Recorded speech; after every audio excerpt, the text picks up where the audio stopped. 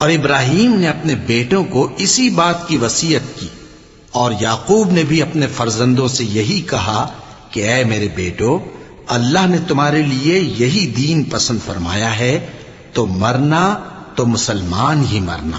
جس وقت یعقوب وفات پانے لگے تو کیا تم اس وقت موجود تھے جب انہوں نے اپنے بیٹوں سے پوچھا کہ میرے بعد تم کس کی عبادت کرو گے؟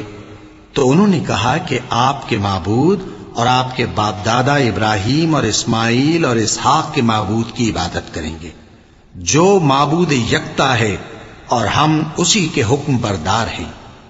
یہ جماعت گزر چکی، ان کو ان کے اعمال کا بدلہ ملے گا اور تم کو تمہارے اعمال کا، اور جو عمل وہ کرتے تھے ان کی پرسش تم سے نہیں ہوگی۔